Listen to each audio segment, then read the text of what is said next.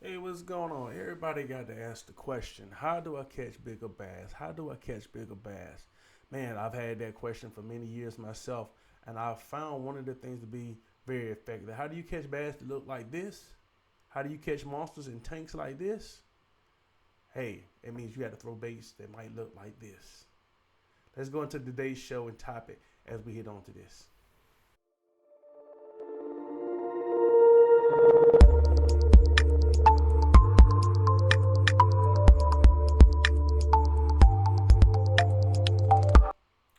Hello, everybody, and welcome back to the show. My name is the Professor, also known as the Gospel Professor. I'm your host, Dr. Peter Ely here at Finding Fish. Thank you for tuning in, and as always, please subscribe to the channel for some of the best fishing content, kayak fishing content, period, that you're gonna find on YouTube. Good, clean, wholesome fun. I tell you what I know and what I don't know, and if I don't know, I tell you I don't know it. All right, so here today I wanted to put you on to something that many anglers know trial and true, and some have just learned, and I learned it myself a couple of years ago. And I want to talk to you about throwing jigs. Yes, jigs, jigs, jigs. Jigs, I've come to find out, are the big fish guy. They are just catch big fish. They just flat out catch them. What is a jig? Glad you asked. Some say, well, how do I catch a fish with a jig? There, many videos out there, and I will make a video to show you how to do that a little bit later. But today, I just wanted to show you what does the jig look like. Well, here's a jig. They come in various forms and shapes and sizes, and this is a jig. They got finesse jigs, they have swim jigs, they have arky jigs. I mean, we can make a whole video just talking about jigs alone. But I know you just didn't come here just to hear me talk about jigs. I know you want to see some of the action and me having jigs in action. And here I went out with a friend of mine on a boat. This is early November. I believe the date was November the 5th. We at Big Fish Lake Sharon Harris, and we in about 20 to 25 foot of water. I've never caught a fish that deep before. I'm usually one of those guys who burn the banks up, especially if I'm in a kayak. I just burn the bank, burn the bank, burn the bank.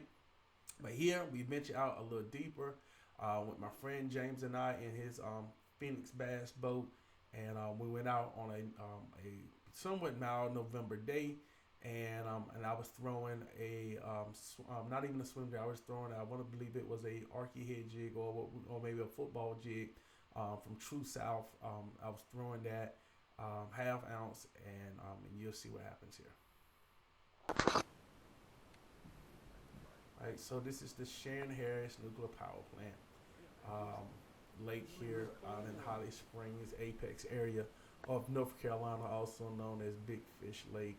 That lake is not very big, but they do have some tanks in there. I've caught a couple myself out of there, and actually this is one of the first ones I caught here. And we're in about 20 to 25 foot of water. Saw a little something on the graph. Oh, they gonna bite right now. Get out of mine. Yep. Got him.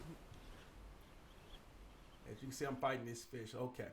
So this fish, the bite was very subtle. All you can see me doing is the yo-yo method. I threw it out there, like I said, we in like 25 foot of water.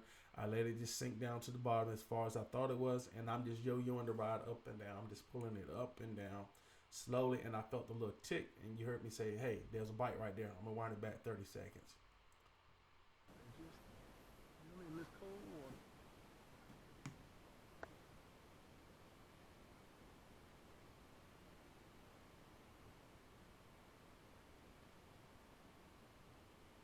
By the way, that is a favorite rod from Favorite.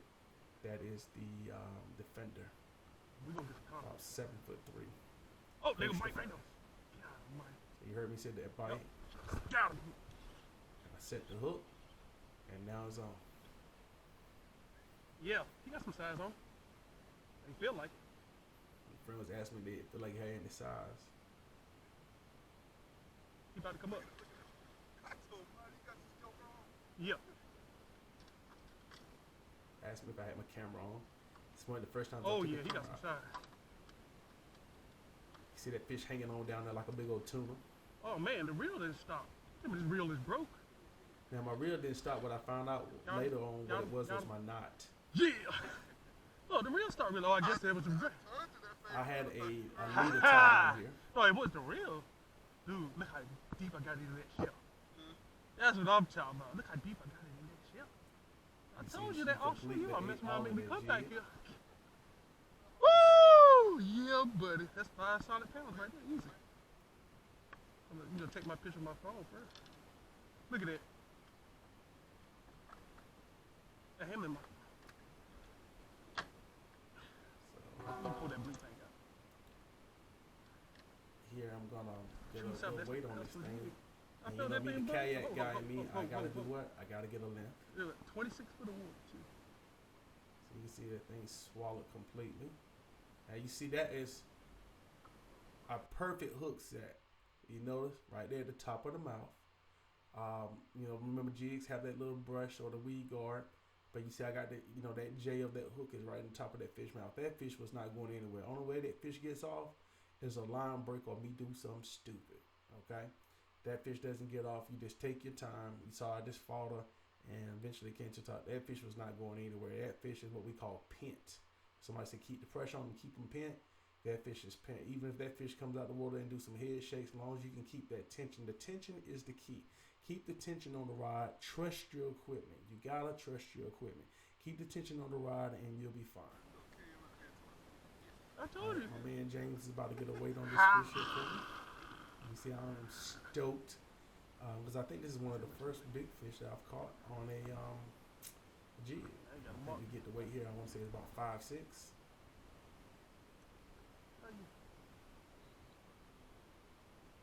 So again, about 20-25 foot of water. All right, close him. 5.5. Alright, so there you see it. Boom, 5'4". 5'4" is what we get in there. 5'4", 5.5. Y'all see that on the camera? 5'5", somewhere in that neighborhood. Either way, solid fish though. And this is November. Oh, it's in there. I had him do it.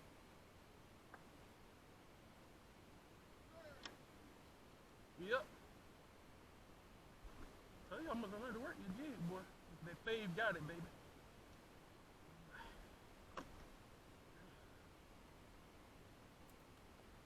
That's me getting the proverbial "I'm so happy" shot.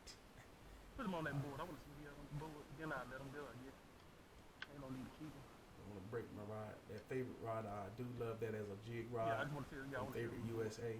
Gotta get that practice. Shout out to Brian Latimer. I hear him talking about it, and I said I already got one. But you know what I'm saying? If you jump on Saturday, I'm About seeing. $100 on it, and that's what I came. Lay up down with. there, boss. So you see that is a house. Oh, Again, I'm this practicing is for kayaking. What? You See, know, now I'm you trying catch to a figure out fish that Saturday big. how you keep One this of the up hardest on the thing about kayak fishing is getting that How you picture. keep it looking? See, he about to come off the board now. How do you keep him on the You board? know, Look at that it. fish is fighting me right He now. jump off the board. Try to get off. Of course, I'm absolutely excited. Yeah, I The did. fish is fighting me to get out. So that's why some cats had a net against them and stuff. So he is 20. Nope. 20, right at 21 and almost, yeah, 21 to 40. Hey, hand me my phone again so I can take a picture. Fish came in at, like I said, Practice. 21 and a quarter. Yeah. Let me show you that fish again. 21 and a quarter is where that fish came in at. 21 and a quarter, as you can I'm trying to see. tell you, just come over here, though. I mean, 21 and a quarter.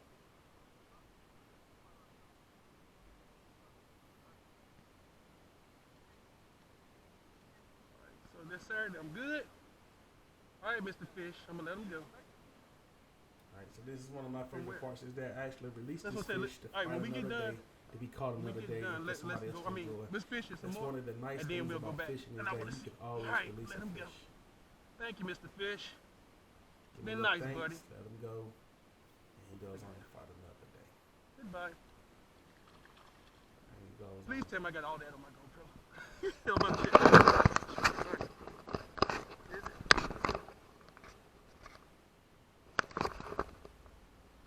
It is, yes.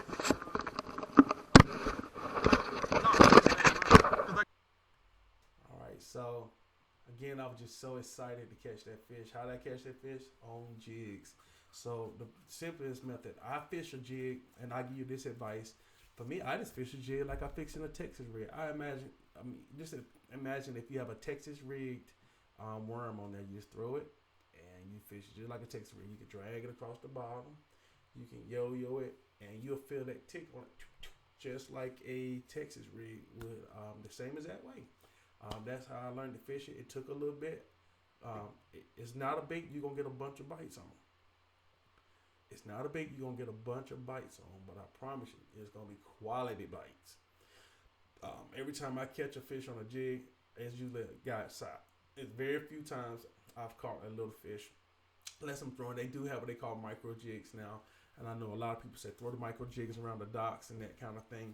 I'm gonna be honest. Now, for me, micro jigs around docks usually mean hang. I'm usually hanging on those. You know how docks have ropes and all this kind of stuff on them.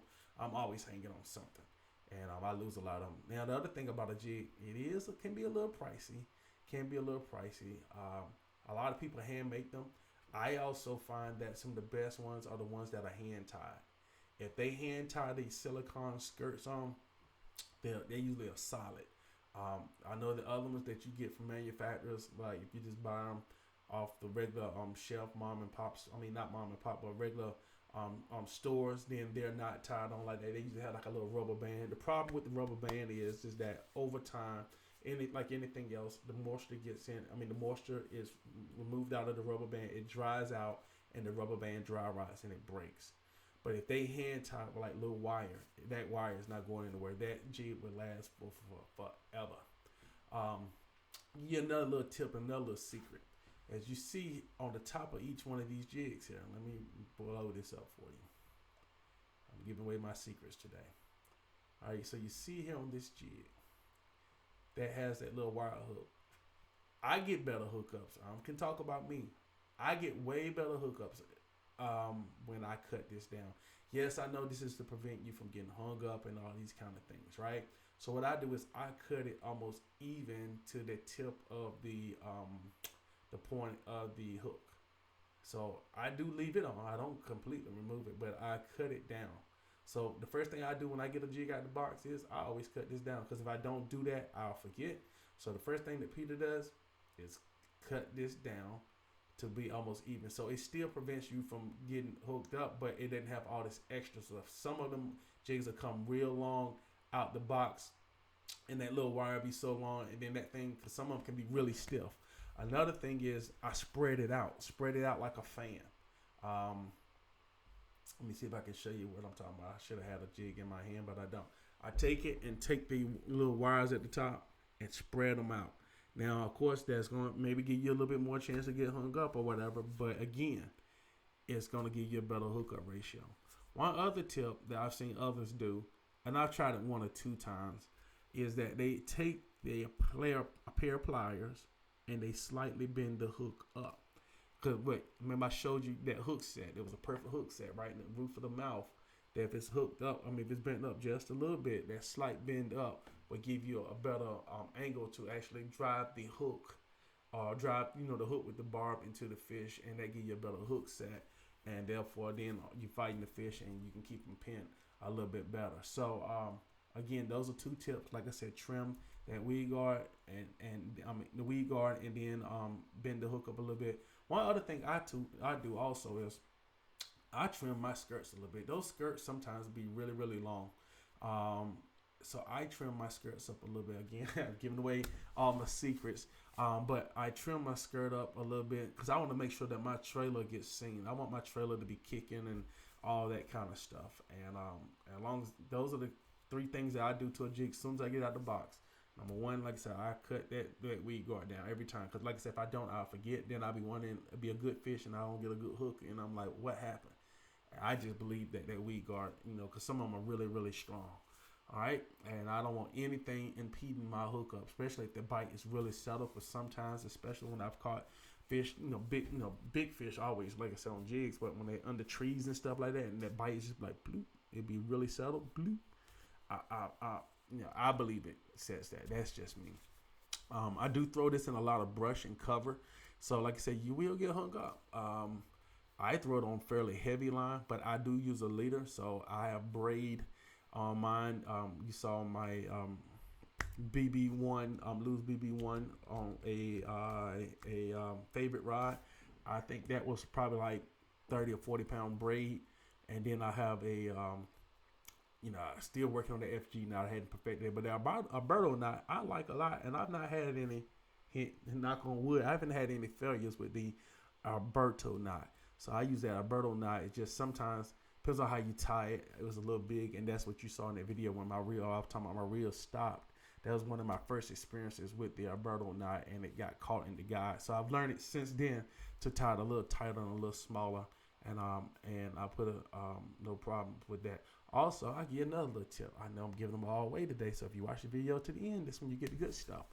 I put a little crazy glue. I keep crazy glue. I love crazy glue. I know people, proxy, but crazy glue is my thing. So I go when I find it in Dollar General or the Walmart.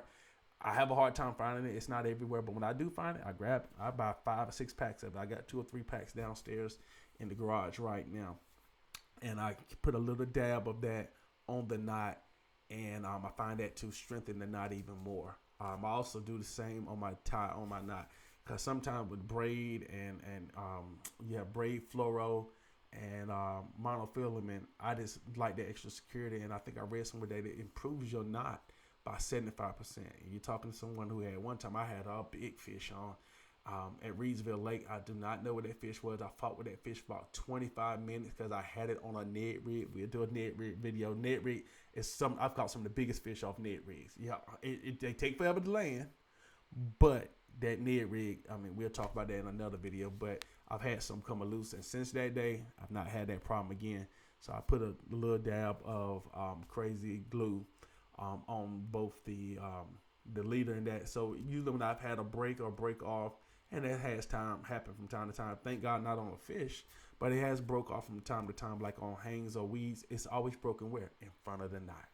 So that I can live with. That means the line broke. It reached this breaking point, but the knot stays secure. All right, I hope that you like this video. Please subscribe to the channel if you want more good quality videos like this, where I'm giving away some of the things that I've learned and just wanted to help you to enjoy fishing and enjoy fishing more. For, life is short and we should take full advantage of it. And what better thing to do than to be able to go out and use one of our most renewable resources, that's fishing. You all take care, and until the next time, please subscribe to the channel and know that I'm praying for you and you pray for me, and we're going to make it through this together. Take care. Be blessed. Bye-bye. Finding fish.